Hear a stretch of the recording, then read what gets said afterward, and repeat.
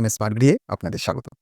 আচ্ছা, আপনারা কি জানেন আমরা প্রতিদিন অনেক শব্দ লিখি অ দিয়ে, কিন্তু বলি ও দিয়ে। আমরা কি অ ত্রয়ে হর্স্যকার ল, অতুল লিখি অতুল কিন্তু বলি কি অতুল? না, বলি অতুল। এই পরিবর্তনটা কেন হচ্ছে? চলুন এই মজার রহস্যটা খুব সহজে শিখে নিই। নিয়মটা খুব সহজ। শব্দের শুরুতে যদি অ থাকে এবং তার ঠিক পরেই যদি হ্রস্ব ইকার, দীর্ঘ ই, হ্রস্ব উ, দীর্ঘ উ, ঋ, যুক্ত খ এবং জফলা থাকে, তবেই অ এর রূপ বদলে হয়ে যায় ওকারের মতো। কি বিশ্বাস হচ্ছে না? এই দেখুন, আমরা লিখি ক বয় রস্যি, কবি। শেষে হ্রস্ব ইকারের জন্য ক এর পরে যে অ আছে সেটা উচ্চারণ করার সময় ওকারে পরিণত হচ্ছে। ওই জন্য লিখছি ক বয় রস্যি কবি, কিন্তু উচ্চারণ করছি কবি। ঠিক তার পরের উদাহরণটা একই রকম পাবো।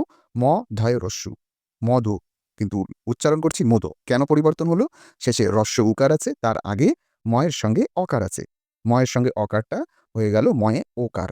উচ্চারণ হচ্ছে মধু। মনে রাখার সুবিধার্থে আবার আরো অন্য শব্দগুলো আমরা মিলিয়ে নিই। দেখুন, রবি, র বয় রস্যি, রবি থেকে হয়ে গেল উচ্চারণ রবি। কেন? হ্রস্ব ইকারের জন্য। নদী, ন দয় দীর্ঘী নদী, কিন্তু উচ্চারণ হচ্ছে নদী। দীর্ঘ ইকারের জন্য এই পরিবর্তনটা হলো। তাহলে পরের বার থেকে অতুল না বলে সঠিক উচ্চারণ আমরা অতুল বলব। এটা বলতে ভুলব না যেন। বাংলায় এমন আরো মজার টিপস পেতে আমাদের সঙ্গে থাকুন। ধন্যবাদ।